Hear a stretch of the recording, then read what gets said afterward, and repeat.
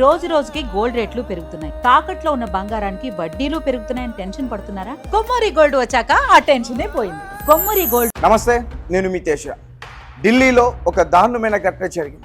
ఒక మహిళా ప్రొఫెసర్ని ఆమె ఇంట్లోనే ఒక అగంతకుడు చొరబడి ఒక బలమైన ఆయుధంతో ఆమె నెత్తిపైన దాడి చేసి తర్వాత ఆమె హ్యాండ్ వ్రిస్ట్ దగ్గర కట్ చేసి ఆమె ఇంటి తలుపులకు తాళం వేసి అతను అక్కడి నుంచి పరారయ్యాడు. దీనికి సంబంధించిన విజువల్స్ అన్ని కూడా మీరు స్క్రీన్ పైన ఇప్పుడు చూడొచ్చు. పోలీసులు అక్కడ తనిఖీ చేస్తూ ఉన్నారు. అయితే ఢిల్లీ యూనివర్సిటీకి సంబంధించి శివాజీ కాలేజ్ ఇంగ్లీష్ అసిస్టెంట్ ప్రొఫెసర్గా పనిచేస్తుంది దెబోస్మిత పౌల్. స్క్రీన్ పైన ఆమె ఫోటో కూడా మీరు క్లియర్గా చూడొచ్చు. సో ఆమె new Ashok Nagar police station పరిధిలో వసుంధర ఎన్క్లేవ్ సత్యం అపార్ట్మెంట్లో ఆమె నివాసిస్తోంది. గత 4-5 ఏళ్ళ నుంచి కూడా ఒంటరిగానే ఆ మహిళ అక్కడే నివాసిస్తూ ఉంది.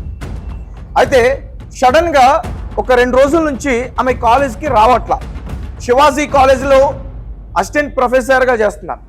సో దీంతో ఆ కాలేజ్ యాజమాన్యం మీకు ఫోన్ చేయడానికి ప్రయత్నించారు. ఫోన్ చేస్తున్న ప్రతిసారి స్విచ్ ఆఫ్. అలాగే ఈమెకి తెలిసిన ఒక పర్సనల్ డ్రైవర్ కూడా ఉన్నాడు. కాలేజ్ నుంచి ఇంటి వరకు డ్రాప్ చేయడం, అలాగే ఇంటి దగ్గర నుంచి కాలేజ్ వరకు తీసుకెళ్ళడం, అలా ఒక డ్రైవర్ కూడా ఉన్నాడు. అతను కూడా పదే ఆమెకి కాల్ చేయడం ప్రయత్నించాడు. దీంతో ఫోన్ లిఫ్ట్ చేయకపోవడంతో, పైగా ఇంటికి తాళం వేసి ఉండడంతో అందరికీ కూడా అనుమానాలు వచ్చాయి. దీనికి కారణం కూడా ఎందుకంటే ఆ మహిళ ఒక 4-5 సంవత్సరాల నుంచి ఒంటరిగానే నివాసిస్తూ ఉంది. అలాగే తన భర్తతో కొంచెం దూరంగా ఉంటుంది. భర్త ఎక్కడో బెంగళూరులో ఉంటున్నాడు, ఈమె మాత్రం ఢిల్లీలో ఉంటుంది. వారిద్దరి మధ్య కూడా కొన్ని విభేదాలు ఉన్నాయి. సో దీంతో అసలు ఏమై ఉంటుంది, ఎక్కడికి వెళ్ళినా సరే చెప్తుంది కదా, ఎవరికి చెప్పలేదు. కనీసం వాళ్ళ స్నేహితులు కూడా చెప్పలేదు. వారు కూడా చాలామంది ఎక్స్ అకౌంట్ వేదికగా కొన్ని పోస్టులు కూడా పెట్టారు తనని మిస్ అవుతున్నాడు. సో వారికి కూడా చాలా అనుమానాలు ఉన్నాయి. సో అంటే లోపల బాడీని చూస్తుంటే ఆమె ఏమో ఆత్మహత్య ప్రయత్నం చేసి ఆమె చనిపోయిన విధంగా ఉంది. కట్ చేస్తే కానీ బయట మాత్రం తలుపులకి తాళం వేసి ఉంది. సో ఎవరో కావాలని చెప్పి ప్రీ ప్లానెడ్గానే మర్డర్ చేశారంటూ కూడా చెప్తా ఉన్నారు. రైట్, దీనికి సంబంధించి ఇంకా క్లియర్గా నేను మరిన్ని విషయాలు చెప్పే ప్రయత్నం చేస్తాను. ఎందుకంటే ఈ కేసు విషయంలో వాళ్ళ సోదరి కూడా ఇన్వాల్వ్ అయ్యి ఉందంటూ కూడా కొన్ని అనుమానాలు వ్యక్తమవుతూ ఉన్నాయి. అసలు ఏం జరిగిందనే దాని గురించి మనం క్లియర్గా తెలుసుకునే ప్రయత్నం చేద్దాం. So new Ashok Nagar police station పరిధిలో వసుంధర ఎన్క్లేవ్లో సత్యం అపార్ట్మెంట్లో ఈ దారుణం జరిగింది. శివాజీ కాలేజ్ ఇంగ్లీష్ విభాగంలో అసిస్టెంట్ ప్రొఫెసర్గా పనిచేస్తున్న దెబోస్మిత 2 రోజులుగా కాలేజీకి రాకపోవడం, ఫోన్ లిఫ్ట్ చేయకపోవడంతో ఆమె వ్యక్తిగత డ్రైవర్కు అనుమానం వచ్చింది. అతడు వెంటనే ప్రొఫెసర్ సోదరి దేవరాతి పాల్కు సమాచారం అందించాడు. ఎవరైతే దెబోస్మిత సోదరి ఉందో సొంత సిస్టర్, ఆమెకి ఇన్ఫర్మేషన్ ఇచ్చాడు. మీ సిస్టర్ 2 రోజుల నుంచి కూడా కాల్ లిఫ్ట్ చేయట్లేదని. సో ఆమె ఏం చేస్తుంది అంటే ఎక్కడైతే దెబోస్మిత నివాసిస్తుందో ఆ అపార్ట్మెంట్కి వచ్చి చూసే ప్రయత్నం చేసింది. దీంతో అక్కడ బయట తాళం వేసి ఉంది. ఇదేంటి తాళం వేసింది, ఒక పక్క ఫోన్ స్విచ్ ఆఫ్ వస్తుందని ఆమె ఏం చేసిందంటే సడన్గా వెంటనే పోలీసులకి సమాచారం ఇచ్చేందుకు ప్రయత్నించింది. తర్వాత పోలీసులు అక్కడికి చేరుకున్నారు. ఆ తలుపుని మొత్తం మీద వారు తీశారు. కట్ చేస్తే లోపలికి వెళ్ళి చూడగా డ్రాయింగ్ రూమ్లో దెబోస్మిత విగత జీవిగా పడి ఉన్నారు.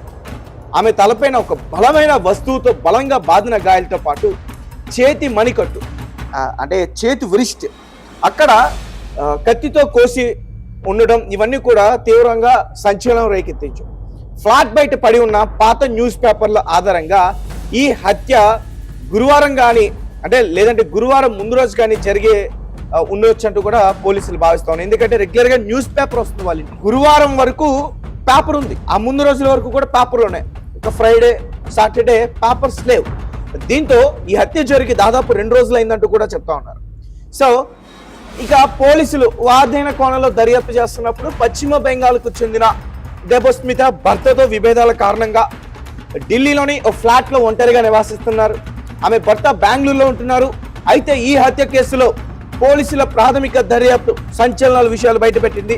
ఇంట్లోకి బలవంతంగా చొరబడిన ఆనవాళ్లు కూడా ఏమీ లేవు. అలాగే నగదు కానీ, డబ్బులు కానీ, విలువైన వస్తువులు ఇంకేమైనా కానీ ఏది కూడా చోరీకి గురి కాలేదు. కానీ ఇల్లు మాత్రం చాలా చాలా నీట్గానే ఉంది. ఎక్కడ సామాగ్రి యథాతథంగా అక్కడే ఉన్నాయి. సో దీన్ని బట్టి హంతకుడు మృతురాలికి బాగా పరిచయం ఉన్న వ్యక్తి అంటాడని పోలీసులు బలంగా అనుమానిస్తూ ఉన్నారు. ఆమె స్వయంగా తలుపు తీసి లోపలికి రానిచ్చిన తర్వాత ఇద్దరికి మధ్య ఏదైనా గొడవ జరిగి ఈ హత్యకు దారి తీసి ఉండొచ్చని భావిస్తూ ఉన్నారు. అలాగే హంతకుడు దారుణానికి ఒడిగట్టిన తర్వాత క్లూస్ దొరకకుండా బయట నుంచి తాళం వేసి పారిపోయాడు. ప్రస్తుతం పోలీసులు సీసీటీవీ ఫుటేజ్ను, దెబోస్మిత కాల్ డేటాను, అలాగే ఇటీవల ఇంటికి వచ్చిన డెలివరీ బాయ్స్ వివరాలను కూడా జల్లెడ పెట్టే ప్రయత్నంలో ఉన్నారు. సో చాలా దారుణమైన ఘటన ఇది. హంతకుడు చిన్న క్లూ కూడా ఇవ్వకుండా ఆమెను హత్య చేసి ఈజీగా పరారయ్యాడు. సో ఇక సీసీటీవీ ఫుటేజ్లో ఖచ్చితంగా అతను ఎవరు ఏంటి అనేది తెలిసే అవకాశం అయితే ఉంటుంది. కానీ హత్య చేసిన ఒక 2-3 రోజుల వరకు కూడా తెలియకుండా మేనేజ్ చేస్తాడంటే ఎవరో ప్రీ ప్లానర్గానే ప్లాన్ చేస్తాడో, అలాగే ఈమెకి బాగా తెలిసిన వ్యక్తే ఖచ్చితంగా అయి ఉంటాడు. ఎందుకంటే సాధారణంగా ఎవరైనా సరే మనకి తెలియని పర్సన్ ఇంట్లోకి వచ్చి మన పైన దాడి చేస్తున్నప్పుడు గట్టిగా అరవడం కానీ, పక్కింటి వారికి వినిపించే విధంగా శబ్దం చేయడం కానీ ఇవన్నీ కూడా జరుగుతూ ఉంటాయి. కానీ ఇతను చాలా ఇంట్లోకి తెలిసిన వ్యక్తిలానే వచ్చేసాడు. అంటే వచ్చాడా అనేది క్లారిటీ లేదు.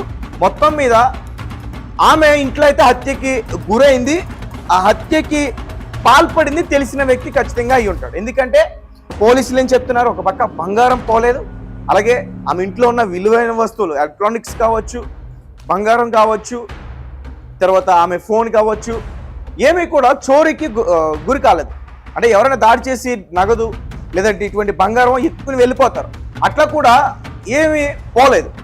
కానీ ఒక బలమైన ఆయుధంతో ఆమె పైన దాడి చేసి ఆమె హ్యాండ్ని కట్ చేసి అక్కడి నుంచి వెళ్ళిపోయాడు. సో అలాగే ఇంట్లో ఎక్కడి వస్తువులు అక్కడే ఉన్నాయి, చల్లా చెదురుగా పడి ఉండడం, తోపులాటలు జరగడం ఇవేమీ కూడా జరగలేదు.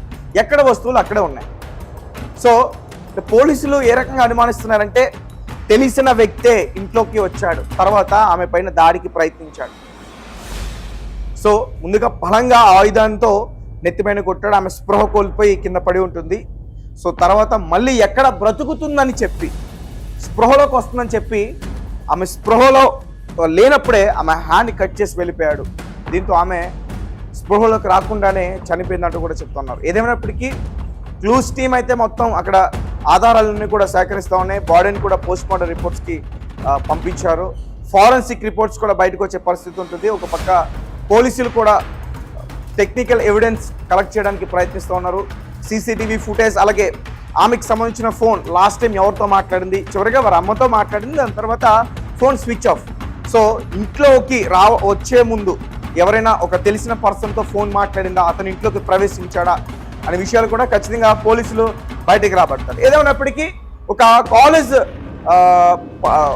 ఒక ప్రొఫెషనల్గా ఉన్న ఒక మహిళ ఇలా చనిపోవడం నిజంగా ఆ కాలేజ్ యాజమాన్యం కూడా కన్నీరు పెట్టుకున్నారు, ఆ స్టూడెంట్స్ కూడా చాలా మంది కన్నీరు పెట్టుకుంటారు. సో చూద్దాం మరి పోలీసులు డెలివరీ బాయ్ ఎవరైతే ఇంటికి డెలివరీస్ ఎక్కువగా చేస్తారో వారిపైన కూడా అనుమానం ఉందండి. ఈ మధ్యకాలంలో డెలివరీ బాయ్స్ కూడా అటాక్ చేస్తున్నారు చాలా మంది.